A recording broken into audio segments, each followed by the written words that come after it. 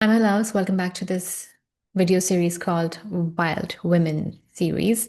And the chapter that I'm exploring today is chapter 7 from the book Women Who Run with the Wolves. And this chapter is quite different from the other chapters that I read before this. So it's a bit different than what we've covered till now. There is no long traditional folk tale here as such, no step-by-step story like Vasilisa or Skeleton Woman. Instead, we have been given something much simpler in this chapter, but much more powerful in its own way. It's a glimpse, it's a vision into a woman, and she's called La Mariposa, a butterfly woman. And her message, it's this: to truly embody your wildness, you must come back first to your body, which is my favorite topic. I don't know if you've noticed, but this channel, I mostly talk about body wisdom, feminine energy, and it is it's all about the body. Like, your wisdom flows through your body. Your wisdom is inside your body. Your body is so intelligent, and that's what this chapter was about. This chapter isn't just a myth. It's about remembering that feminine doesn't live in the mind. She lives in your hips, your belly, your heart, your womb space, and your breath. So let me tell you what I remembered from this story, from this powerful write-up. I should not call it a story, but yeah, it's powerful. But I'm not going to read it like how I've read other stories in previous videos. So I remember there's a stage, there's an audience, everybody is waiting for a performance to begin. And there she enters, this woman, the butterfly woman. She's not young, not polished, not something that you would call conventionally beautiful as per the society. She's full-bodied, she's mature, and she's radiantly alive. And the audience doesn't know what to expect from her. But as the music begins, she starts to move her body.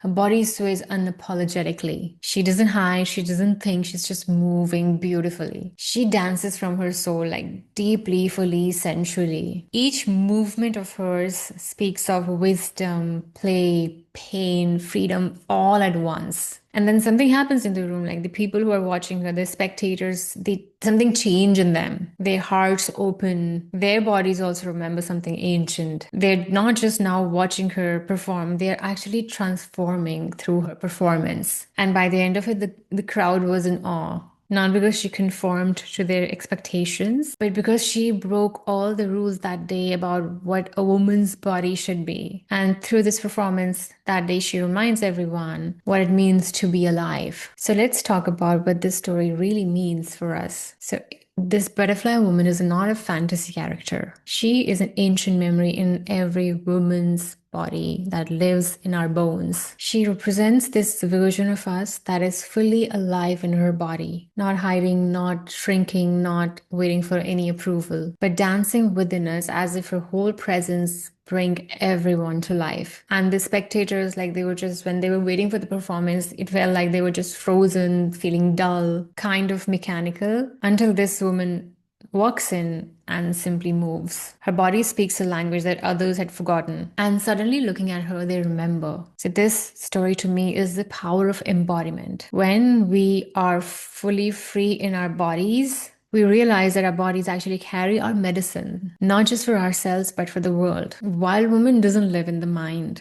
As it was said in the story, it lives in your hips, in your heart, in your womb. She lives in your curves, in your bellies, in the rhythm of the feet against the ground. Butterfly woman reminds us that when a woman stops apologizing for being a certain way for her body, when she stops waiting for to be approved of or be fixed, and instead lets her body speak, breathe, and move freely, that's when she becomes a force of nature. And I love how Dr. Clarissa explains it, like how she describes it. She said something like this: when a woman dances like she remembers, like she knows that she belongs to her own skin, everything around her shifts. So let me ask you, how comfortable do you feel in your own body? How often do you move it without any judgment or shame? Do you see your body as a burden or your sacred home? Because the truth is, your body is not just the flesh. It's your It's your instrument of intuition. Your body is where your wild woman lives. And the more you connect with it, the more you reclaim your power, your joy, your freedom. Okay, now it's time for some journaling and embodiment practice. So, journaling questions that I've already asked you, I can repeat myself here.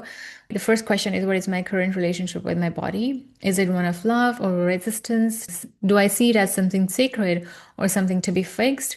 When was the last time I moved my body with freedom and joy without worrying about how I looked, but only focused on how I felt? Third is, where in my body do I feel most disconnected? And what might be that part be trying to tell me? And the fourth question is, do I allow myself to be seen, truly seen as I am?